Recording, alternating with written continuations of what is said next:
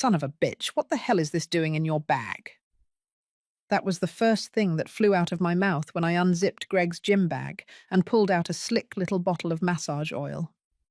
My hands froze, the room spun, and I swear my heart dropped into my stomach.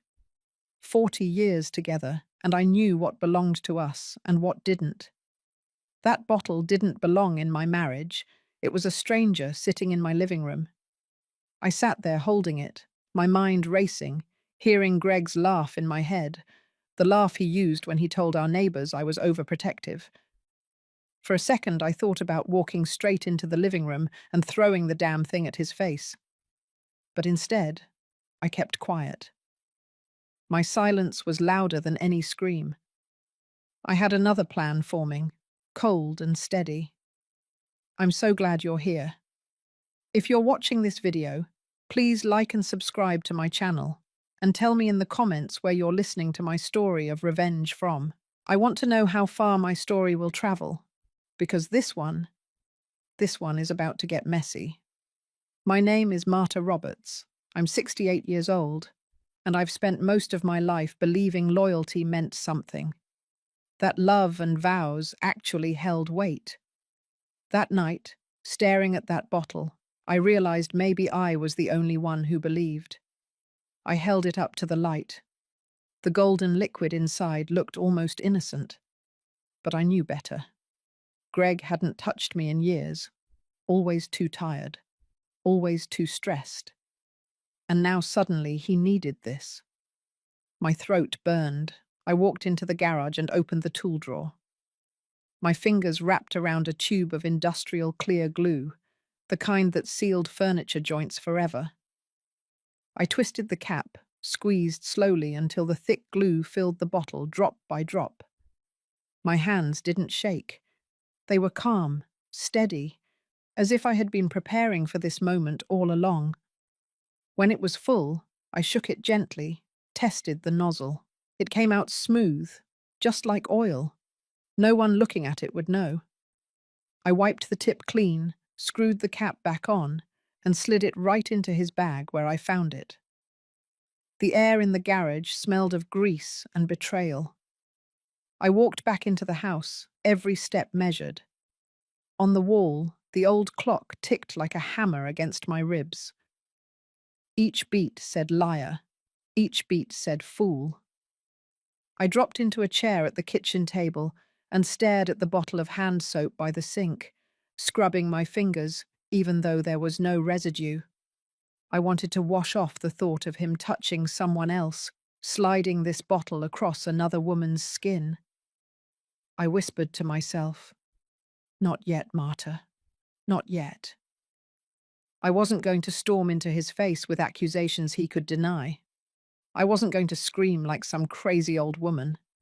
No, I was going to make sure the truth screamed for me. I heard Greg's car pull up. He walked in whistling, jacket slung over his shoulder, and kissed the top of my head like nothing in the world was wrong. I looked at him, my lips pressed tight, my eyes calm. He poured himself a drink, kicked off his shoes, and went upstairs humming. In that moment, I promised myself. He thought he had hidden everything.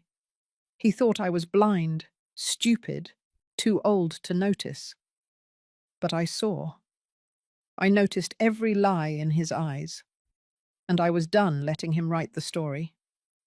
I leaned back in the chair, folded my hands, and breathed slow.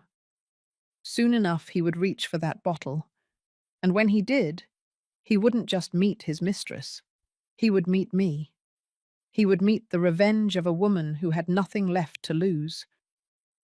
The house was silent, except for the steady tick of the clock and the faint squeak of bed springs upstairs. I sat in the dim kitchen, my plan already in motion, and whispered, "You want to play games, Greg? Let's play." I sat in the kitchen long after Greg had gone upstairs, the sound of his footsteps fading, the creak of the bed settling under his weight. The silence pressed down, and I let it hold me because silence was where memory lived. When you have been married as long as I have, Silence carries more weight than words. It reminded me of everything I had done, everything I had carried, and everything he had taken for granted. 40 years ago, I was a young woman who thought work and love could build something permanent. I believed if I gave enough of myself, there would always be a return. I worked from dawn until midnight, taking every client who walked through the door, learning every therapy method, and teaching myself how to run a business from scraps of advice and late-night reading. The first spa was nothing more than a rented basement room that smelled of damp plaster. I painted the walls pale blue with my own hands.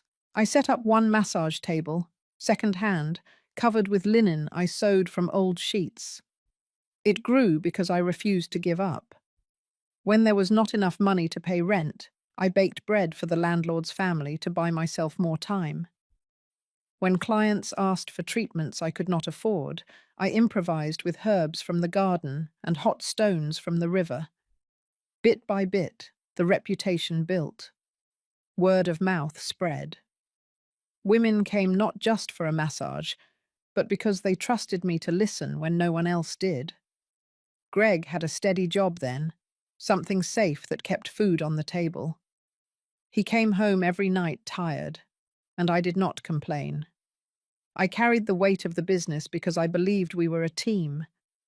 He smiled when the spa finally turned a profit, and he liked to boast about it. "Marta is the brains. I just cheer her on," he would say at family gatherings. I used to beam with pride when he said it. It sounded like love. As the spa grew, I opened another location, then another. Contracts came in from hotels and resorts. I spent nights on the floor, going over invoices, signing deals, pushing myself harder. I sacrificed birthdays, holidays, even rest, because I thought I was building for us. By the time we hit 12 million in assets, Greg had reinvented himself. He no longer called himself the cheerleader. Now he introduced himself to anyone new as co-founder of Robert's Wellness. I used to laugh it off, not wanting to embarrass him, but the truth stung. He never lifted a single massage stone. He never signed a supplier check. He never spent sleepless nights wondering how to cover payroll. Still, I let him have the title. Maybe it was my weakness.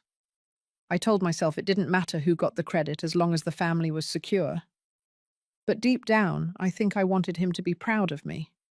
I wanted him to see that I had turned nothing into something, that our name meant something in the community. I remember the day the third spa opened. I was exhausted, running on coffee and adrenaline, when Greg walked in wearing a suit and tie.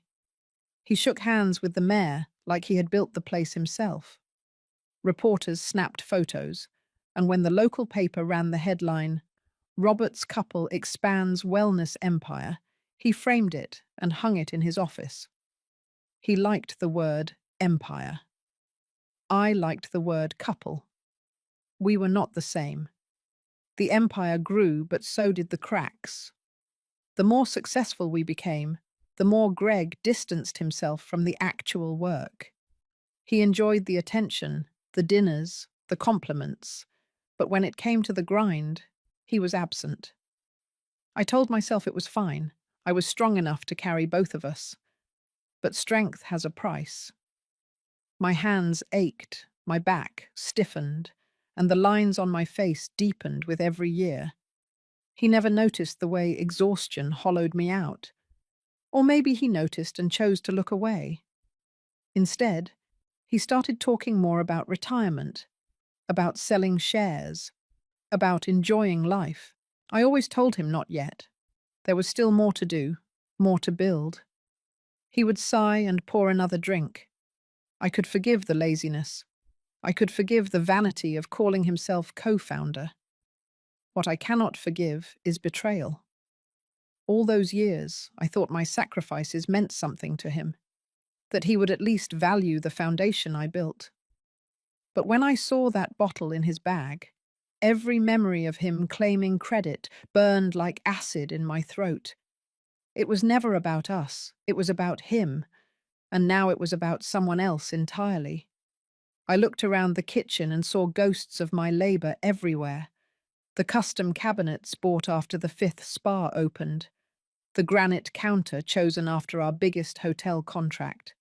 The clock on the wall, ticking, a gift from my mother on the day I cut the ribbon on my second location. Every item in this house was built on my sweat. And the man upstairs, snoring softly, thought he could just walk away with all of it. I leaned forward, pressing my palms flat on the table, and whispered to the quiet room, "You think you built this, Greg? But you didn't. I did. And if you want to throw it away for her, you will lose it all." The weight of 4 decades pressed against my chest, not as weakness, but as armor. I had carried him, carried the business, carried the family. I could carry the fight. What he did not understand is that a woman who has carried everything has nothing left to fear. I turned off the kitchen light and walked upstairs, pausing at the doorway of our bedroom. Greg lay sprawled on the bed, mouth open, a half-empty glass of bourbon on the nightstand. He looked harmless, almost pathetic. But I knew better. That man was plotting a life that erased me. He thought I would stay quiet, sign papers, fade away. I shut the door softly, not to protect his sleep, but to contain my rage. My story was no longer about what I built. It was about what I was going to destroy. The morning light slipped through the curtains, pale and cold, when Greg came into the kitchen dressed in one of his tailored suits. He smelled faintly of cologne, the sharp kind he only wore when he wanted to impress someone. He poured coffee, barely looking at me, and said he had a retreat to attend in Colorado. His voice was smooth, rehearsed, like he had practiced the line in the mirror. I nodded, but my eyes followed every move. When he left, I picked up his discarded jacket from the chair. A folded receipt slipped out of the pocket. The paper was crisp, the ink fresh. I opened it and my stomach tightened. It was from a fine dining restaurant in Aspen. Not Colorado Springs. Not Denver. Aspen. He had ordered a bottle of wine, one that cost more than most people's rent, and 2 entrees. It was dated last night. I stood there with the receipt in my hand, staring at the numbers until they blurred. He had told me he was meeting wellness executives in Colorado Springs. He had even kissed me on the forehead before leaving. But the receipt did not lie. Aspen was not a place for business retreats. Aspen was where people went to indulge. I walked to the laundry room and opened the hamper. His shirt from the night before was crumpled at the top. I lifted it, and the scent hit me hard. Not just his cologne, but something else. Something sweet and floral. A woman's perfume, clinging stubbornly to the fabric. I pressed the shirt to my nose and felt the heat rise in my chest. I whispered into the empty room, "You really think I am blind, Greg? You really think I would never notice?" I folded the shirt slowly, set it aside, and pulled out his travel bag. Inside, I found a toiletry kit, toothbrush, razor, all neatly packed.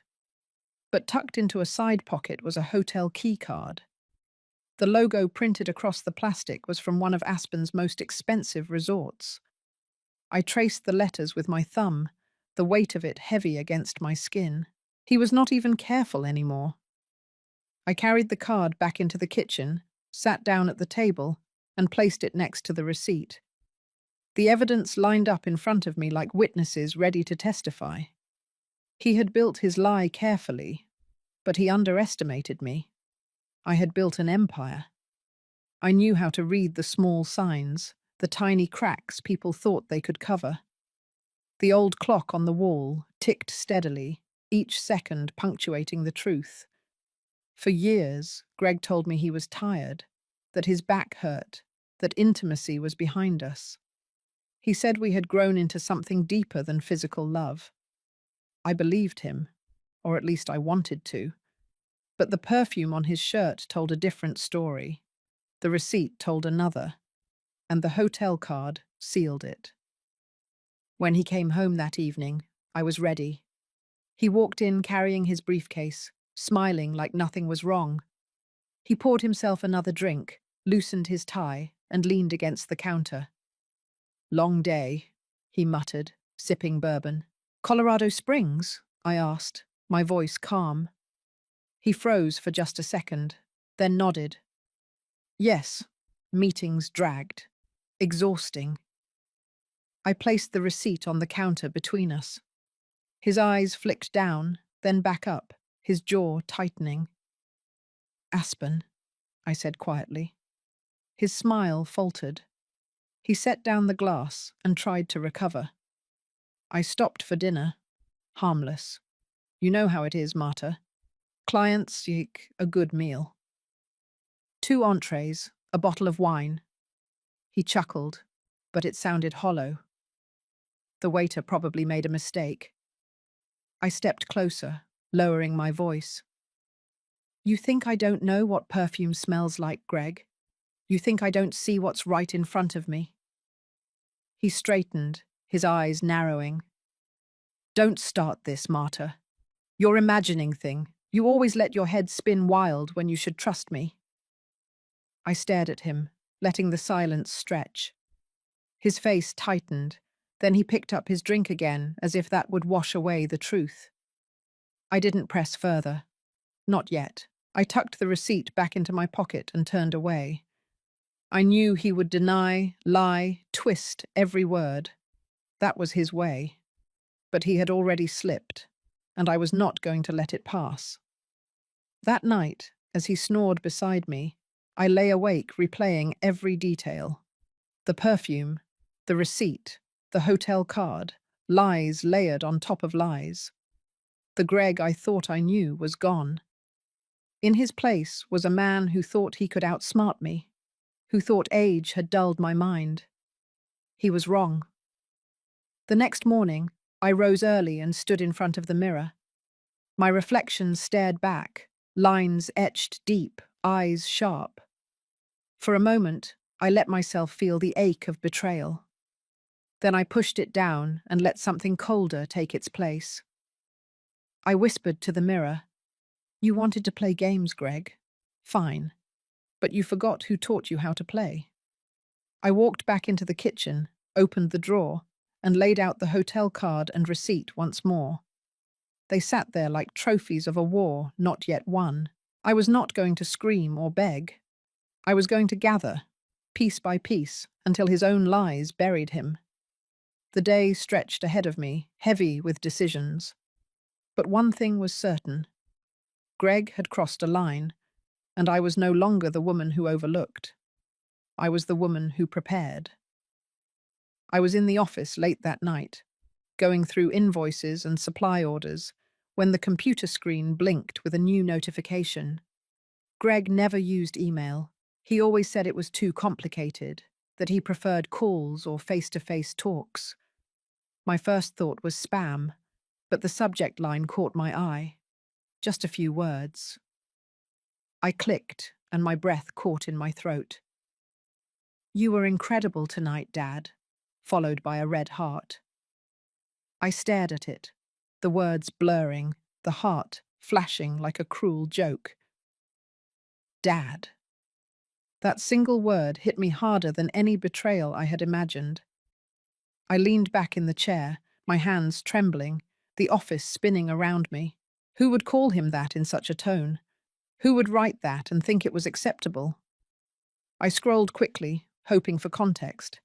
But the sender was nothing but a string of random characters. No name, no clue. Just that sentence, short and sharp, like a knife across my chest. My mind raced. He had a son or daughter somewhere? No, it made no sense. We had Sophia. That was it. And Sophia would never write something like this. The air in the room felt heavy, pressing down on me until I could hardly breathe. I walked to the window and pulled it open, letting the night air hit my face. But it didn't help. My stomach churned with dread. I walked back to the desk and opened the drawers, searching for anything, any proof that this was just a sick mistake. Instead, I found a receipt folded neatly inside a file folder. It was from another night, another restaurant, 2 dinners, expensive wine. My throat tightened. Each piece was fitting together, not cleanly but jagged, slicing me open with every edge. I heard Greg upstairs, humming softly, like he had no weight on his shoulders at all. I clenched the receipt in my hand until it crumpled. The man I had given my life to was not just lying to me. He was mocking me. I took the phone again, rereading that single line. "You were incredible tonight, Dad." The word echoed in my mind, twisting into something darker each time. Maybe it wasn't a child at all. Maybe it was a nickname, something intimate, something lovers whispered in shadows. My stomach turned. The clock ticked past midnight, the sound pounding against my skull. I finally placed the phone back exactly where it was, careful not to leave a trace. I sat at the table in the dark, my head in my hands, my pulse racing. 40 years of marriage, 40 years of sacrifice, and now this. When Greg came down the next morning, he looked refreshed, as if the night had been nothing but rest. He poured his coffee, kissed me on the cheek, and muttered something about meetings. I forced a smile, my body stiff, my voice calm. "Did you sleep well?" he asked, not even looking at me. "Yes," I said softly. My eyes followed him as he sipped his coffee, checking his watch, tapping his foot. A man in a hurry, but not in a hurry for me. He grabbed his briefcase and left, the door closing with a soft click. I sat down heavily, staring at the empty mug on the counter. My chest hurt, but not from grief anymore. It was something colder, heavier. I pulled the laptop back to me, logged into his email while the memory was still fresh. Nothing. The inbox was wiped clean, not even the message I had seen hours earlier. Drafts empty, trash empty. He was careful, too careful. That was when I realized this wasn't the first time. This had been going on for a long while, hidden in plain sight. My hands steadied, my heart slowing. The shock had passed. What replaced it was determination.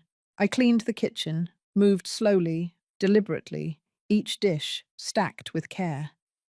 My mind was somewhere else entirely, replaying every lie he had told, every excuse about business dinners, every retreat, every late night. I thought of the way he looked at me now, with impatience, as if I were in his way. The phone buzzed on the counter. A text came through, but when I reached for it, Greg had left it locked. No preview, just a flash of light across the screen. I set it back down, my jaw tightening. I whispered to myself, "You think you've hidden it all, Greg, but you slipped, and I saw it." That night, I pretended to be tired and went to bed early. He stayed up, pacing, taking calls in another room. His voice was low, muffled, but the tone was unmistakable. Affectionate, eager, not the way he spoke to me anymore. I turned to the wall, staring at the shadows cast by the lamp outside, listening. The sound of his laughter cut through the silence, sharp and cruel. I shut my eyes, breathing slow, forcing myself to stay still. He came to bed later, smelling faintly of perfume again. He slid under the sheets, turned his back, and within minutes he was snoring. I lay awake, wide-eyed, staring at the ceiling. My chest rose and fell with each steady breath, but inside I was burning. The truth was no longer hidden.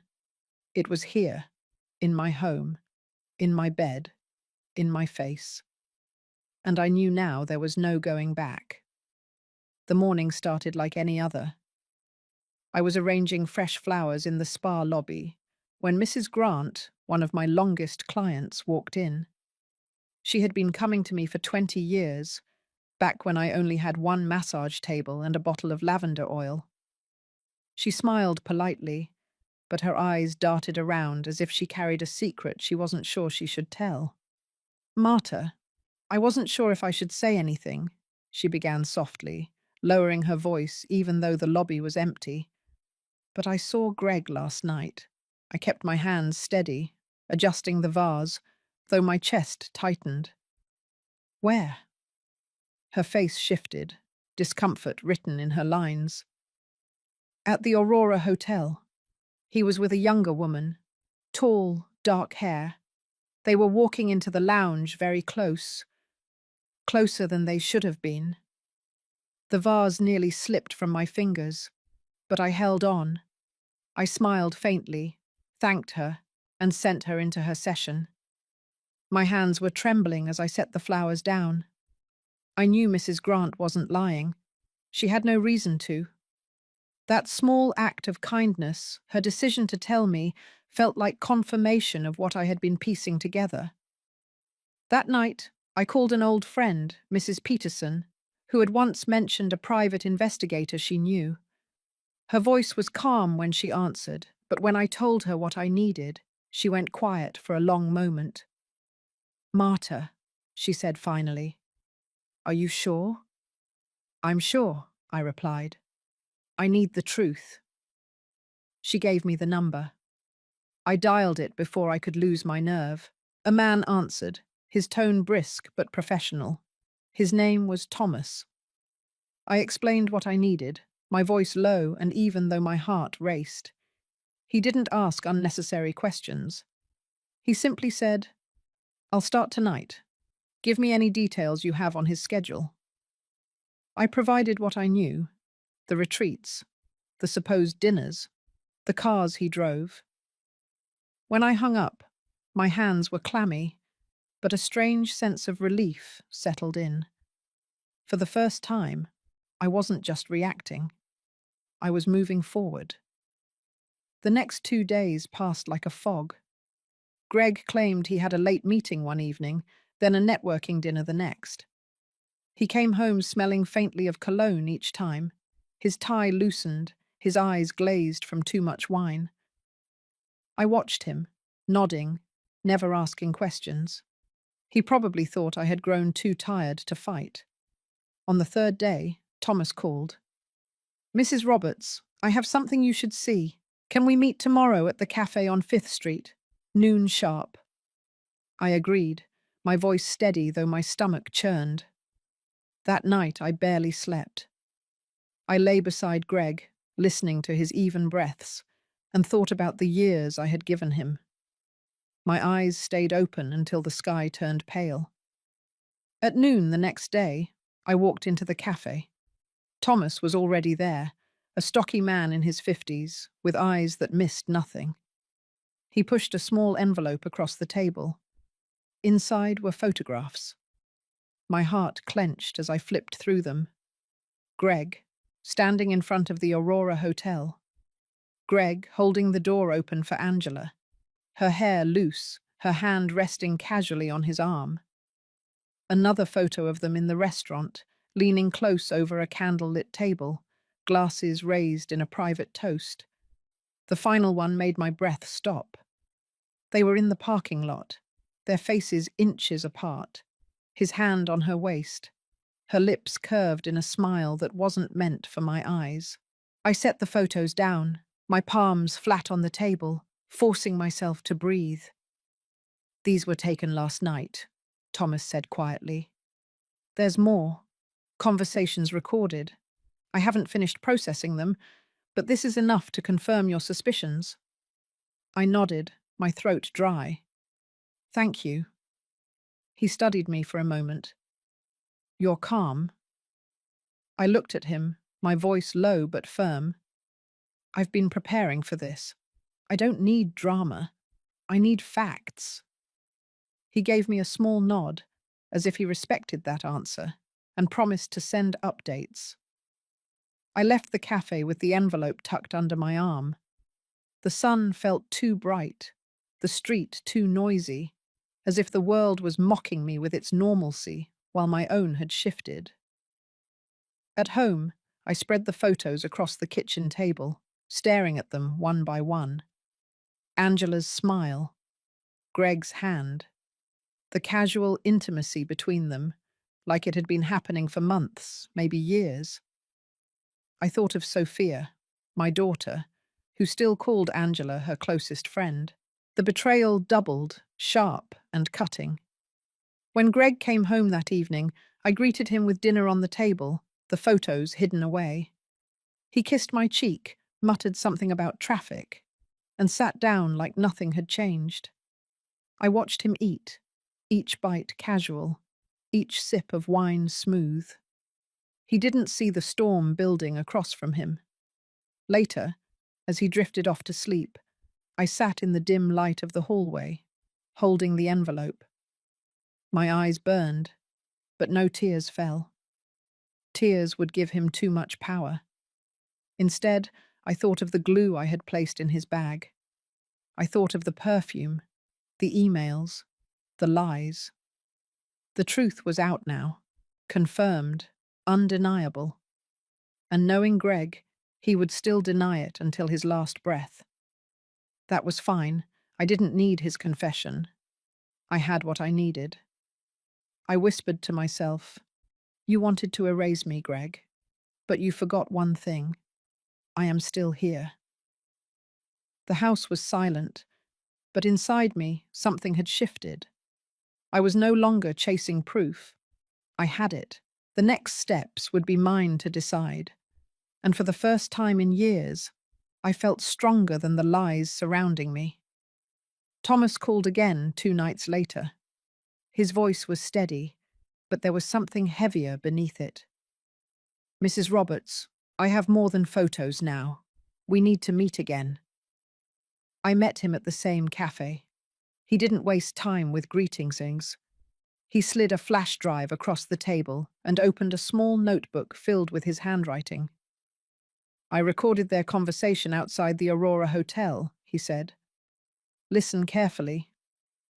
I plugged in my headphones, pressed play, and heard Greg's voice loud and clear. "We'll get Marta to sign the papers. She won't know what she's looking at. She trusts me too much." Angela laughed, the sound cold and sharp. "And if she hesitates, we'll tell her it's for expansion. By the time she realizes, the spa and all the properties will be in our names. Then we sell, split the money, and she can knit sweaters somewhere. She'll be out of the picture." My grip on the table tightened. Greg's voice came again, calmer but cutting. $12 million is worth the trouble. Marta won't fight. She never does." I removed the headphones and sat in silence. The cafe noise faded around me. My marriage wasn't just broken. It was being carved up like a carcass for them to feast on. Thomas spoke carefully. "This isn't just infidelity. This is fraud. They're planning to strip you of everything." I nodded once, forcing the rage down until it was cold. "I understand." When I left, I carried the drive in my purse, its weight heavier than any stone. I walked slowly through the city, every step harder than the last. I thought of the long nights at the spa, the sacrifices, the way Greg used to smile when he told people I was the hard-working one. Now I knew those smiles were masks. At home, I laid the photos and the transcript side by side on the dining table. Their words were burned into me. $12 million. Expansion. Out of the picture. I touched each photo with my fingertip, committing every detail to memory. Greg came in late that night, whistling like a man without a care. He kissed my cheek and poured himself a drink. I stayed seated at the table, my face calm, my body still. "How was your day?" he asked. "Busy, I answered. Yours? Meetings. Always meetings, he muttered, swirling the bourbon in his glass. He never noticed the envelope tucked under a pile of papers, the evidence inches from his hand. Later, as he drifted to sleep, I stood at the edge of the bed, watching his face in the glow of the lamp. He looked peaceful, like a man who thought he was untouchable. My chest rose and fell slowly, but inside me the storm was steady. The next morning he tried again. Over breakfast, he slid a folder across the table. I need you to sign this. It's just paperwork for the new spa expansion. Nothing complicated. I looked at the folder but didn't touch it. What kind of expansion? He smiled, too easily. A wellness retreat up north. Investors are excited. It's all routine. I pushed the folder back toward him. Leave it. I'll look at it later. His jaw tightened for a second before he covered it with a laugh. Don't overthink it, Marta. You've always trusted me with business. Nothing's changed. But everything had changed, and I wasn't signing a single page. That afternoon, I drove to the newest spa location and walked the halls. Employees greeted me warmly. Clients smiled as they passed. This was mine. My blood, my labor, my name on the door, and Greg wanted to rip it all away. I sat in the office, the sound of the fountain in the lobby trickling faintly through the walls, and thought of Angela's words on the recording. She can knit sweaters somewhere. The cruelty of it made my skin prickle. She wasn't just taking my husband. She was spitting on my life's work. When I got home, Greg was waiting. He stood in the kitchen with another folder in his hand. Marta, we need to move fast. Investors want this done by next week. Sign these and we'll be set for life. I met his eyes, calm and unflinching. If it's such a good deal, it can wait until I've read it. His smile vanished for a moment, and his true face showed. Don't make this harder than it needs to be. I held his gaze. I won't be rushed. He slammed the folder on the counter, the sound sharp. You never understood business. You just know how to work yourself to the bone. Let me handle this. I turned away, my voice low but steady. I'll handle it in my own time. The silence that followed was thick. He picked up the folder, muttered under his breath, and stormed upstairs. I stayed in the kitchen, my hands gripping the counter, my heartbeat steady. I had seen enough, heard enough, gathered enough. They thought I was weak, too old, too tired. But they had no idea what was coming. Greg did not waste time hiding his intentions anymore. The morning after our last argument, he came downstairs in a pressed shirt, folder in hand, his face set. He dropped the papers on the table where I was drinking coffee. Marta, this is it, he said sharply. I need your signature today. We're finalizing the deal. I looked at the folder but didn't touch it. I told you I would read it when I'm ready. He leaned in close, his voice low. Stop stalling. Do you want us to lose millions because you can't make a simple decision? My hands stayed steady on the cup. I won't sign something I don't understand. Greg's eyes narrowed, frustration boiling over. You've lived off my business sense for years. Do you think all this came from your massages and candles? Without me, you'd still be in that basement room rubbing people's backs for $20 an hour. The words cut, but I let them pass over me. He wanted me rattled. He wanted me to lash out.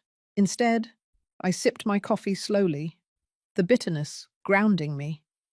The sound of heels clicked across the tile. Angela walked in, her perfume trailing behind her like smoke.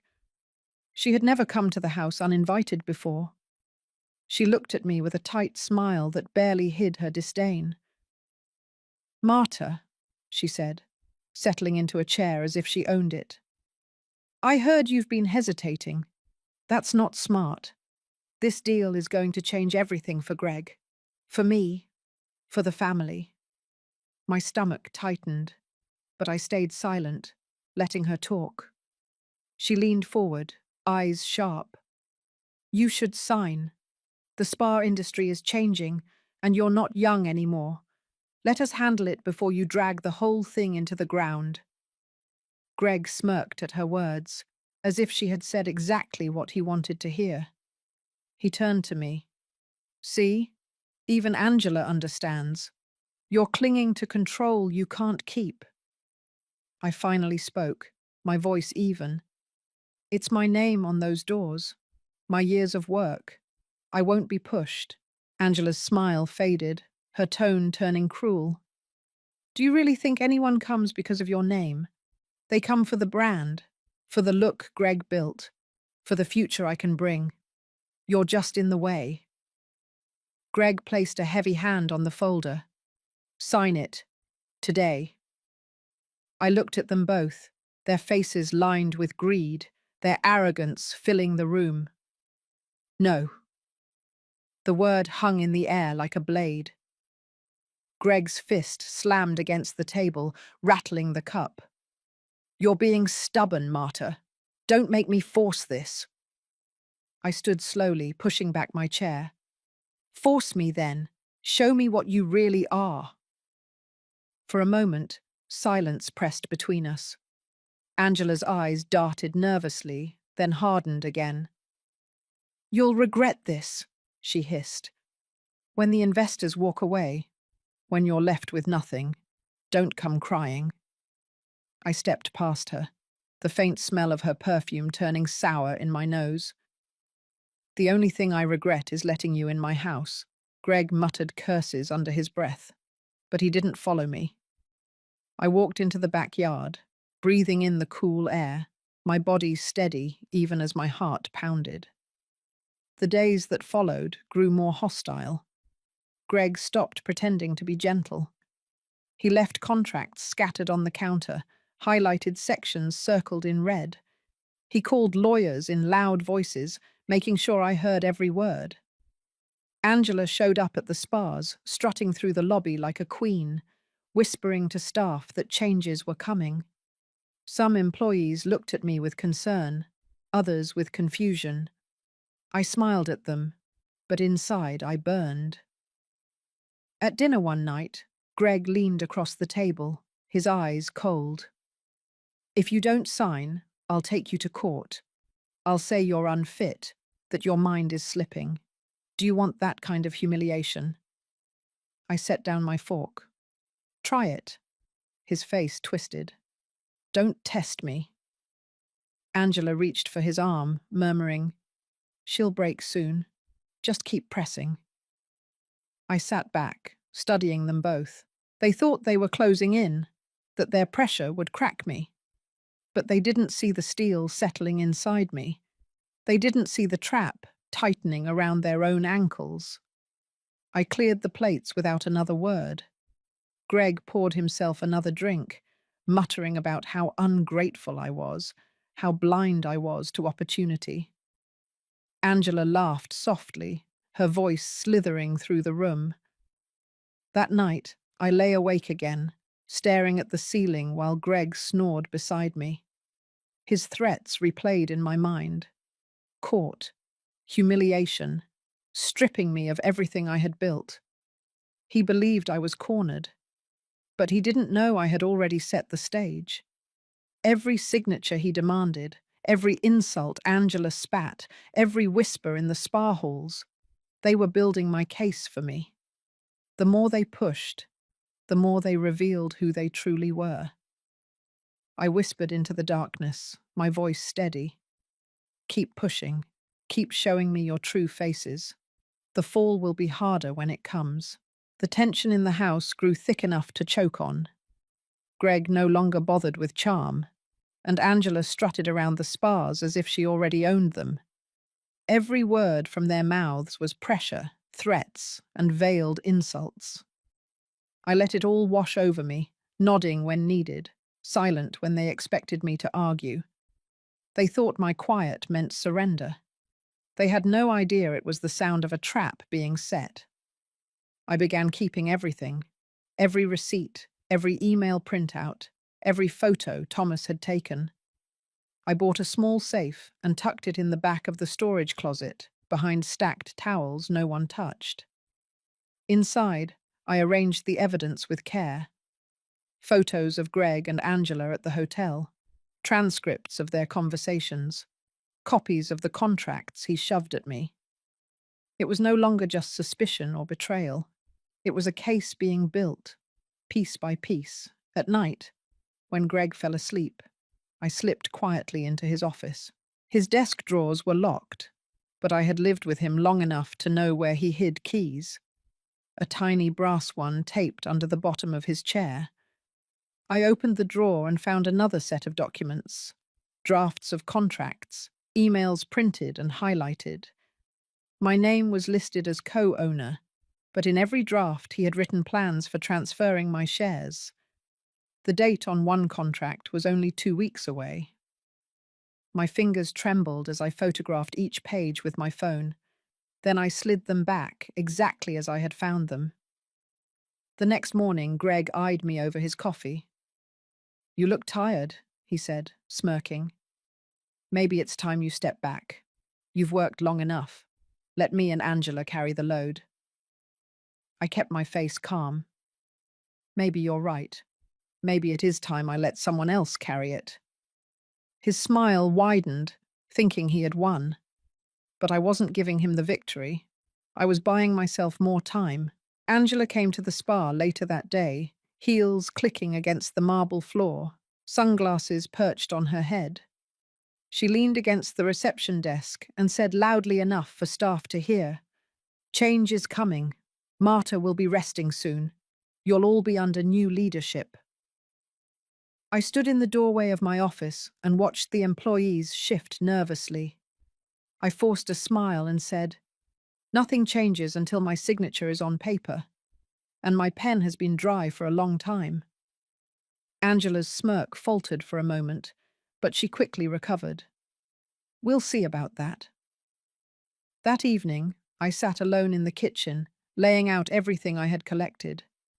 Evidence filled the table like puzzle pieces, forming the picture of their greed. I pulled out a notebook and began writing dates, times, names, and places. If they wanted a war, I would give them one with precision. But evidence wasn't enough. I needed a plan that would not just prove them wrong, but humiliate them, strip them of the power they wielded so arrogantly. The thought of Greg's voice saying I was unfit, that my mind was slipping, still burned in my ears. If he wanted to play that game, then I would show him just how sharp my mind remained. The idea came slowly, forming in the silence of the night. The bottle of glue sat hidden where I had placed it weeks before, waiting. I thought of the hotel, the secrecy, the lies. They believed the world belonged to them when the doors were shut. What if those doors opened to the wrong people at the right time? I contacted Thomas again. We met in his office this time, a quiet corner above a hardware store. I slid the photos and notes across his desk. "I need more," I told him. "I need recordings inside, not just outside. And I need timing, where they meet, when they leave." He nodded, flipping through the pages. "You're not looking just for proof. You want exposure." "Exactly," I said. "I don't want him whispering lies in court. I want him choking on the truth in public." Thomas studied me for a long moment before saying, "Then you'll need patience and precision." I gave a small smile. Patience I have. Precision I've been practicing all my life. When I left his office, the weight in my chest felt lighter. Not gone, but shifted into something sharper. I had been pushed into a corner, but from that corner, I had found the clearest view of my enemies. Back at home, Greg tried again with his folder of contracts. He slid it across the table and said, "Sign this, and you can finally rest. Isn't that what you want, martyr? To stop working yourself to death?" I touched the folder, then pushed it back. "When I stop, it will be on my terms, not yours." His face twisted with anger, his voice rising. "You're going to ruin everything. You think people will stand behind you when you're too weak to carry this business?" I stood slowly, meeting his eyes. "I carried this business before you even cared to look at it, and I'll carry it long after you're gone." He slammed his fist on the table, but I didn't flinch. I walked out of the room, leaving him fuming behind me. In my bedroom, I sat on the edge of the bed, the plan forming clearer in my mind. Let them believe I was weak. Let them believe I was blind. Every move they made now only added fuel to the fire I was about to light. The clock ticked steady on the nightstand. I leaned back against the pillows and whispered, "Soon." The night came when all the pieces lined up. Greg told me he would be gone for another business dinner. His tone was smooth, but I had already learned to hear the cracks. I waited until I heard his car pull away. Then I called Thomas. He confirmed what I already suspected. Greg and Angela had booked a suite at the Riverside Hotel. I drove there ahead of them, my heart steady, not racing. This was not panic anymore. It was purpose. The bottle I had tampered with weeks before was already tucked into Greg's bag. All I needed to do was set the stage. I slipped into the service corridor, a place I knew well from years of working with hotels. With Thomas's help, I had access to the control room. One pull on the alarm would trigger the sprinkler system in the suite, not enough to endanger anyone, but enough to expose them. I left the corridor and waited in the lobby. They arrived together, Angela in a red dress, Greg with his hand pressed to her back. They didn't even look around. They thought the world was theirs. They walked past me without a glance, laughing, and stepped into the elevator. I followed after a few minutes, staying quiet. By the time I reached the floor, their voices carried down the hall, muffled but clear enough. I waited, timing each step. When the door finally clicked shut behind them, I gave Thomas the signal. The alarm would be ready. Inside the suite, the plan unfolded as I knew it would. Later, I would hear the recording, but even without sound, I could picture it. Greg, reaching for the bottle. Angela, smiling with her practiced charm. And then silence turning to panic. The alarm blared, red lights flashing, sprinklers burst from the ceiling, drenching the suite in cold water. Their voices rose above the chaos. Angela screamed, high and sharp. "Greg, I can't move. What did you do?" His voice was deeper, filled with rage and fear. "Shut up. Just shut up and help me. We're stuck." I stayed in the hallway, listening to the commotion. Other guests peeked out of their doors, confused, phones already in their hands. Staff rushed up the stairs, radios crackling. The fire alarm's echo filled every corner. The door to their suite slammed open. A hotel manager stepped in, followed by 2 security guards. They froze at the sight, their eyes wide. Greg and Angela were tangled together on the bed, sheets clinging to their soaked bodies, their skin glued where it touched. They were screaming, clawing, cursing. "Help us!" Greg bellowed, his face twisted. "Get us out of here now!" Angela sobbed, her mascara running down her face. "It burns! Oh God, it burns!" The guards looked at each other in disbelief. One of them muttered, "What the hell?" before pulling out his phone. Within minutes, the hotel staff had called emergency services. The sirens grew louder outside, flashing lights filling the windows. Firefighters stormed the hall, followed by paramedics. I stood back, blending into the crowd, my eyes steady on the door. The firefighters rushed in, hoses ready, then froze when they saw there was no fire. Just two people glued together in their humiliation. Guests gathered in the hallway, whispering, recording, their cameras catching every detail. The red dress clinging to Angela, the veins standing out in Greg's neck as he screamed. One paramedic tried to assess the scene, his voice calm but tight. "We need solvent. We need to cut them loose carefully." Greg roared again. "Just get us out of here. Cover us up. Don't let anyone see." But everyone was already watching. Phones were raised, flashes sparking. A woman gasped loudly, then laughed, unable to help herself. Another whispered to her husband, "That's Roberts, the spa man. And isn't that his daughter's friend?" The murmur spread quickly, each word slicing through what little pride Greg had left. Angela tried to shield her face, but the water kept pouring, her hair plastered to her skin. The firefighters finally carried them out, wrapped in damp sheets, but it did nothing to hide their disgrace. Cameras followed, recording as they were loaded onto stretchers and pushed down the hall. Every guest craned to see, some covering their mouths in shock, others smirking openly. I followed slowly behind the crowd, my steps even. I watched as Greg locked eyes with me for a brief second when the stretcher turned the corner. His face was pale, his mouth opening to shout, but no words came. He knew exactly who had set this in motion. I turned away, my expression calm. The night air outside was cool, filled with the flashing lights of emergency vehicles. Reporters had already arrived, tipped off by someone in the crowd. Questions flew, microphones thrust forward, cameras rolling. Greg and Angela had no escape, their shame broadcast before they even reached the ambulance. I stood at the edge of the sidewalk, unseen in the chaos. My heart didn't race. My hands didn't shake.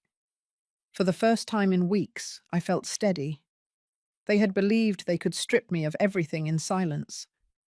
Instead, their lies had been drowned in water, sirens, and the eyes of the world. The hotel incident spread faster than I could have imagined. By morning, photos and shaky videos were everywhere online.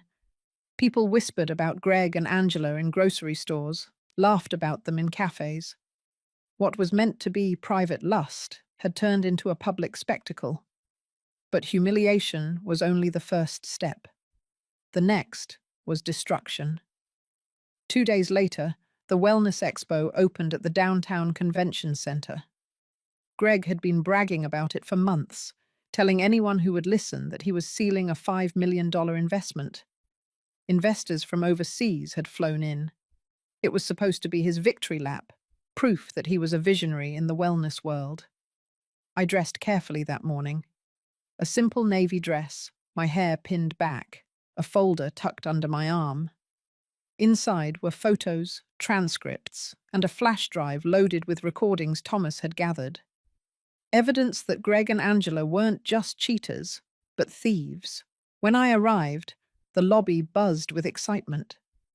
Posters of Greg's face lined the walls. His name was on the program, listed as keynote speaker. My stomach tightened, but I walked through the crowd as if I belonged. No one stopped me. After 40 years of building this empire, no one could tell me I didn't. I slipped into the main hall, rows of chairs filled quickly. On stage, Greg adjusted his tie, his smile rehearsed. Angela stood near the wings, trying to look poised, though her face was still puffy from the hospital ordeal. The whispers followed them both. People had seen the videos. They couldn't erase that. Greg stepped up to the microphone. "Ladies and gentlemen, thank you for being here. Today we celebrate growth, innovation, and the future of Robert's wellness." His voice was strong, but I could hear the strain beneath it. He clicked a remote, and the screen behind him lit up with slides about expansion, partnerships, profit margins. Investors nodded, taking notes. He was good at this, I'll give him that. A liar who wore confidence like a second skin. When he shifted to the financials, I moved. I walked down the aisle slowly, each step steady, until I reached the front row.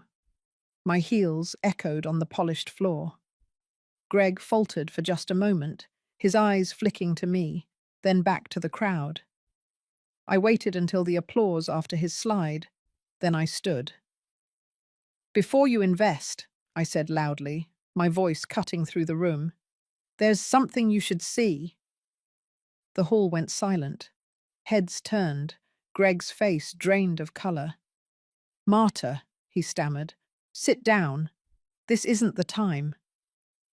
I ignored him and stepped onto the stage. I placed the flash drive into the laptop connected to the projector.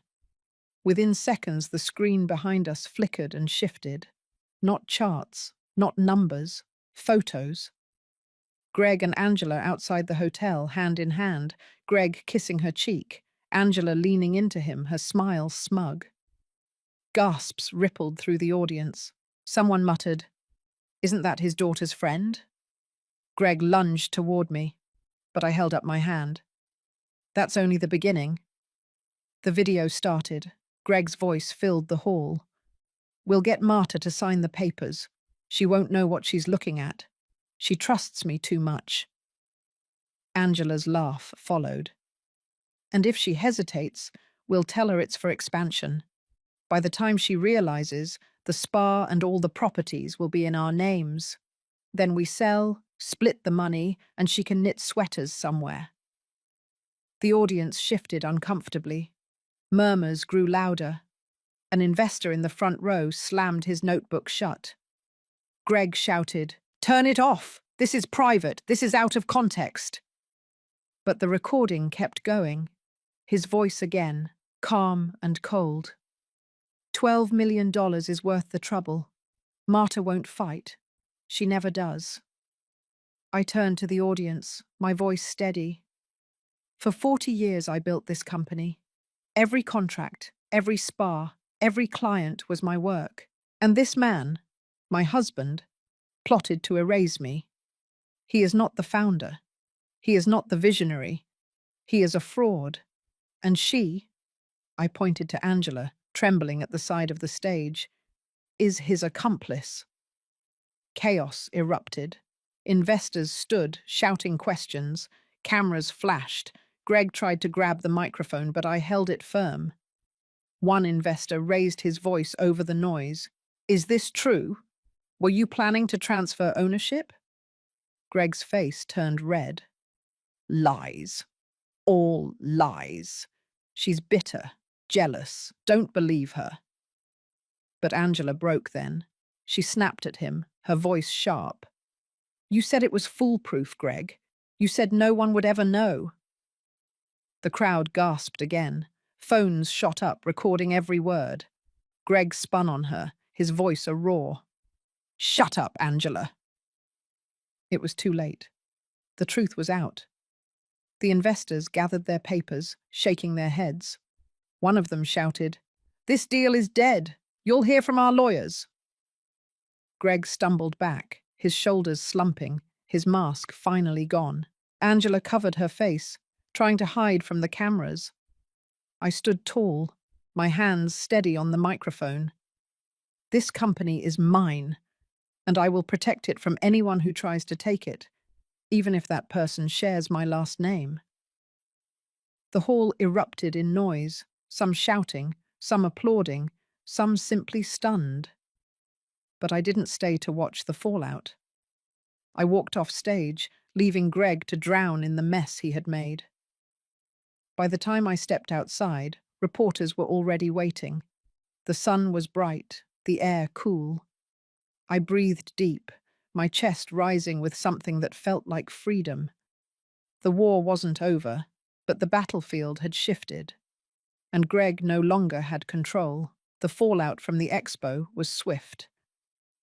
By the next morning, every investor had backed out. Articles ran with headlines about fraud, betrayal, and the spectacle at the hotel. Greg's phone rang non-stop. But no one called to support him. They wanted explanations. They wanted their reputations protected. And none of them wanted their names tied to his. Angela tried to disappear, but the photos and videos followed her wherever she went. At home, Greg paced the kitchen like a caged animal. His hair was uncombed, his shirt wrinkled. He slammed his fist against the counter, shouting about betrayal. "You destroyed me, Marta. Do you understand what you've done? We could have been set for life." I sat across from him, calm, my hands folded on the table. "I destroyed nothing. You did that yourself." He glared at me, eyes bloodshot. "I gave you everything. Without me, you'd be nothing but some tired woman rubbing backs in a basement." I leaned forward, my voice low. "Without me, you wouldn't have a dime to drink your bourbon with. Without me, there would be no business to steal. You tried to erase me, Greg, but the world saw the truth." For the first time, he looked shaken. His anger cracked into something smaller, weaker. He poured another drink, but his hand trembled. That evening, Sophia came over. Her face was pale, her eyes rimmed red. She held the newspaper in her hands. Angela's face splashed across the front page. She dropped it on the table and looked at me. "Is it true, Mum? Did Dad really, with her?" I reached for her hand, squeezing it gently. "Yes, it's all true." Tears welled in her eyes. She sank into the chair, shaking her head. "Angela was my friend. I trusted her. I let her into this family." Greg stormed in from the living room. "It's not what you think, Sophia. She twisted everything. Your mother twisted everything. I was trying to build a future for us." Sophia stood, her voice trembling but fierce. "Stop lying, Dad. I saw the video. I heard your voice. You were going to steal from Mum. You were going to take everything she built." Greg's face turned red. "You're taking her side now? After everything I've done for you?" Sophia's voice cracked, but she didn't waver. "You haven't done anything for me except embarrass me. You ruined this family, and you used me to get close to her." He froze, caught in the truth of her words. For once, he had nothing to say. He grabbed his drink and walked out, slamming the door behind him. I held Sophia close as she cried, my hand stroking her hair. For years, I had protected her from the ugliest parts of her father. Now the truth was laid bare, and it broke her. But it also freed her. In the days that followed, I met with my lawyer. We filed for divorce, moving quickly before Greg could find a way to hide assets. The evidence Thomas had collected was ironclad: fraud, infidelity, intent to deceive. There was no way for Greg to fight it. When the papers were served, he exploded again. He shouted at me in the driveway, neighbors peeking through curtains. "You'll regret this, Marta. You'll end up alone, and everyone will see what a bitter old woman you are." I looked him straight in the eye and said, "I would rather be alone than chained to a liar." The words silenced him. He got in his car and drove off, tires screeching. Inside, I poured myself a glass of water and sat at the kitchen table. For the first time in months, the house felt still, not empty, but calm. Sophia visited often, helping me manage the spas. The employees rallied around me. Clients called to say they supported me, that they admired my strength. The business did not collapse as Greg predicted. If anything, it grew stronger. People wanted to be part of a brand owned by a woman who had survived betrayal and fought back. I spent long hours at the office, restructuring, making sure every contract was in my name alone. My name on the doors finally meant what it should have always meant: ownership, control. At night, I sat on the porch with Sophia, sipping tea as the crickets sang. She asked me once, "Do you regret it, Mum? All those years with him?" I thought for a moment before answering. No, regret gives him too much power.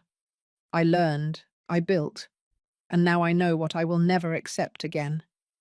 She nodded, her hand resting over mine. I'm proud of you. The words filled me with something I hadn't felt in years. Not just relief, but hope. I had lost a husband, but I had not lost myself. I had gained back my dignity, and in that, I had everything I needed. The divorce moved quickly once the evidence was in front of the court. Greg's lawyer tried to argue that I was unstable, that I had fabricated the recordings, but the judge dismissed it after one listen.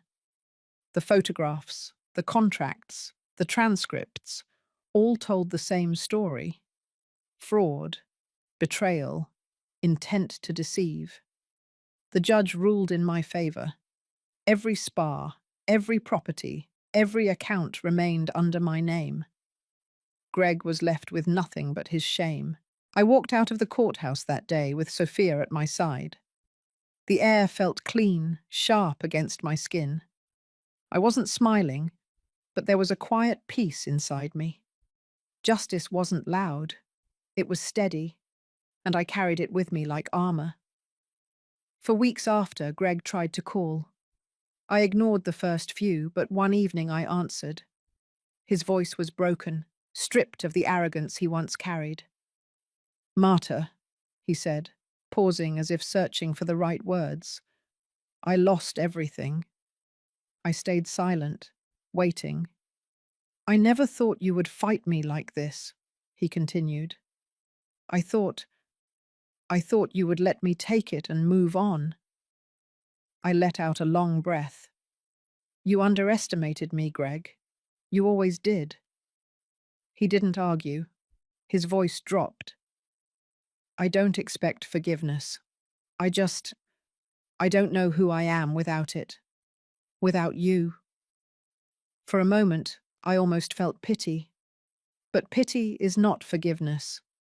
Forgiveness is a choice, and it doesn't erase what was done. "You will have to live with the choices you made," I told him. "I will not carry them for you anymore." He whispered something that sounded like regret, then hung up. That was the last time I heard his voice. Angela vanished from town soon after. Her family cut ties, her friends disappeared. Word spread that she had tried to start over in another city, but the shadow of scandal followed her. I didn't need to know the details. Her punishment was built into the life she had chosen.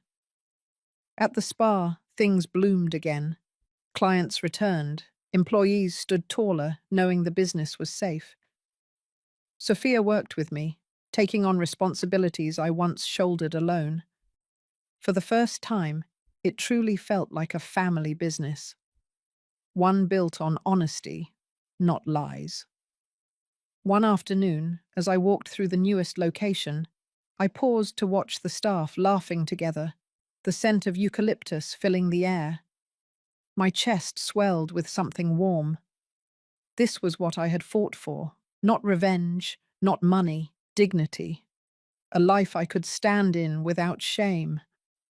Still, there were nights when memories returned. Nights when I lay awake and thought of the man I had once loved, the man I thought I knew.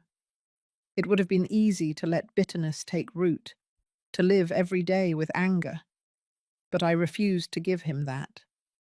Forgiveness didn't mean inviting him back. Forgiveness meant I was done letting him poison me.